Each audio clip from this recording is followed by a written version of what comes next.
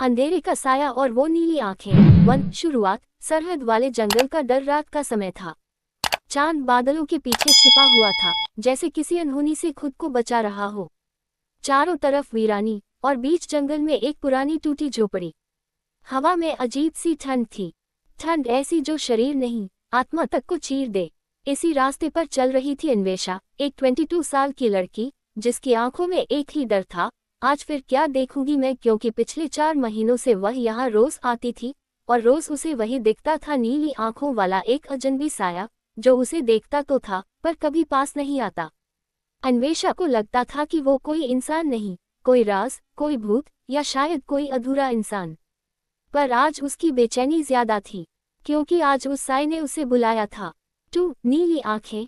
पहली मुलाकात 4 महीने पहले अन्वेषा पहली बार इस जंगल से गुजर रही थी। रात में बस बंद हो गई थी और उसे घर तक पैदल जाना पड़ा। अचानक पीछे से पत्तों की आवाज आई। अन्वेषा ने मुड़कर देखा और उसके कदम वहीं जम गए। एक लड़का, लेकिन उसका चेहरा अंधेरे में छुपा हुआ और दूर से सिर्फ उसकी गहरी, चमकती हुई नीली आंखें दिख रही थीं, जिसे देखकर पता नहीं क्यों भी अन्वेषा को डर नहीं, एक अजीब सी शांति मिली थी। कौन हो तुम? उसने डरते हुए पूछा, और पहली बार उस लड़के ने बोला, मत डरना, मैं तुम्हें कुछ नहीं होने दूंगा। आवाज गहरी, लेकिन टूटी हुई थी, जैसे कोई बहुत रो चुका हो। अन्वेषा ने कदम आगे बढ़ाया, पर तभी वो लड़का अचानक गायब हो गया। 3 शहर में चर्चा, नीली आंखों वाला भूत। जैसे ही अन्वेषा गांव पहुंची, उसने सबको बताया, पर गांव वालों के चेहरे उतर गए। सबने एक ही बात कही, वो भूत है, उससे दूर रहो। कहानी थी कि 3 साल पहले उस जंगल में एक लड़का रहस्यमयी तरीके से मरा था। लोगों ने बताया, उसकी आंखें बहुत नीली थीं, और मौत के बाद आज तक उसकी आत्मा जंगल में भटकती है। लेकिन अन्वेषा को विश्वास नहीं हुआ। उसे कोई भी डर नहीं लगा था, बल्कि उसे लगा कि वो लड़का कुछ कहना चाहता था। 4 अन्वेषा का डर बेकाबू। फिर मुलाकात। अगली रात अन्वेषा खुद उसी जंगल में चली गई। दिल कह रहा था कि वो साया फिर दिखेगा, और सच में वो फिर सामने आया।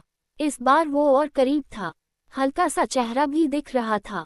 28 to 29 साल का, दुबला पतला, गहरी दाढ़ी, पर आंखें चांदनी में नीले ही चमक रही थी। अन्वेषा, तुम इंसान हो या कुछ और? लड़का, अगर मैं कहूं कि मैं मर चुका हूं तो?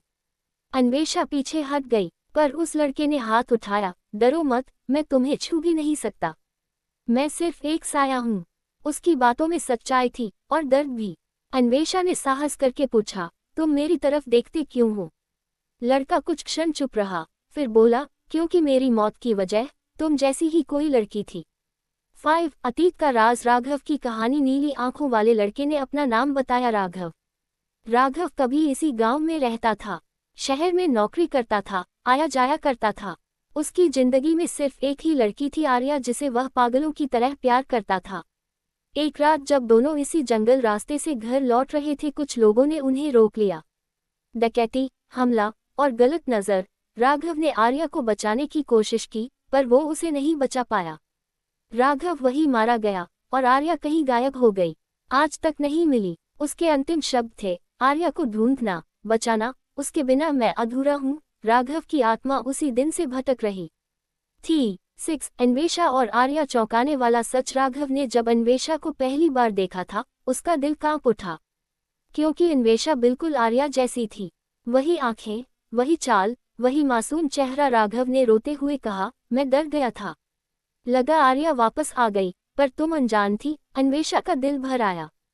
उसने पूछा, अगर मैं आर्या नहीं हूं तो तुम मुझसे क्या चाहते हो? राघव, मैं चाहता हूं कि तुम मेरा सच दुनिया को बताओ और आर्या को ढूंढो। 7 साजिश की शुरुआत। गांव वालों का डर। अन्वेषा ने गांव के कुछ बुजुर्गों से पूछा, लेकिन सभी ने बात छुपाई।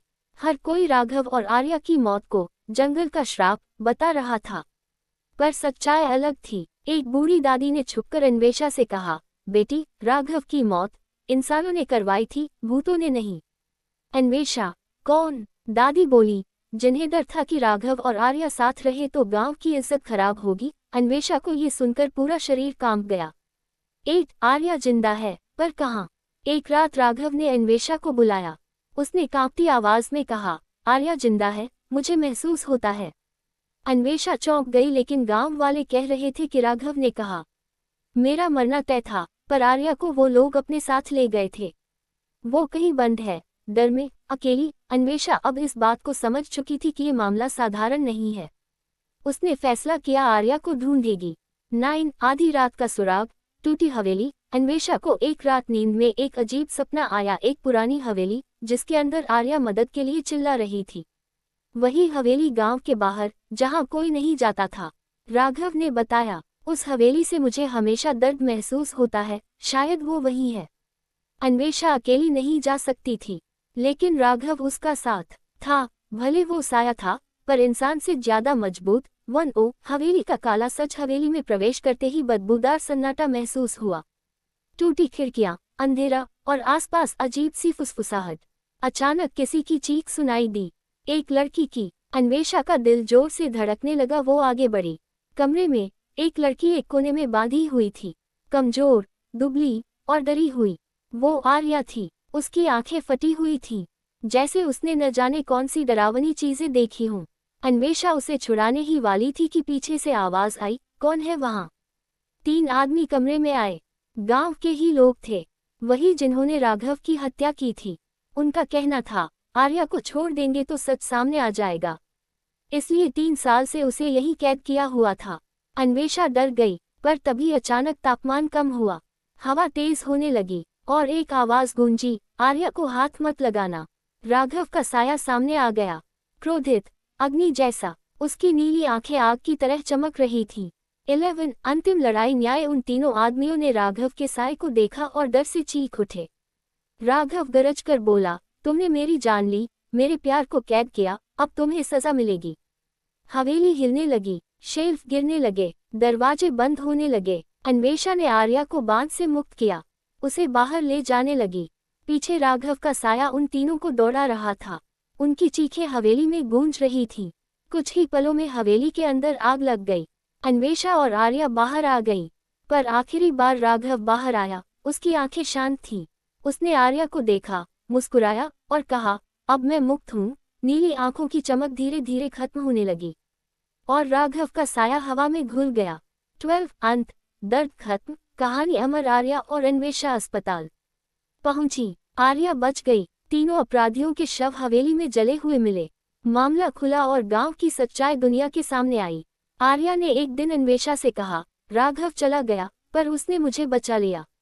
अन्वेषा ने मुस्कुराकर कहा, प्यार कभी मरता नहीं, रूप बदल लेता है। उस दिन जंगल का वो साया हमेशा के लिए गायब हो गया। लेकिन रात के समय कभी कभी हल्की नीली रोशनी अभी भी दिखाई देती है। शायद राघव दुनिया को बताना चाहता है कि सच्चा प्यार कभी खत्म नहीं होता, वो बस अंधेरे को चीरकर रोशनी बन जाता है। कहानी समाप्त।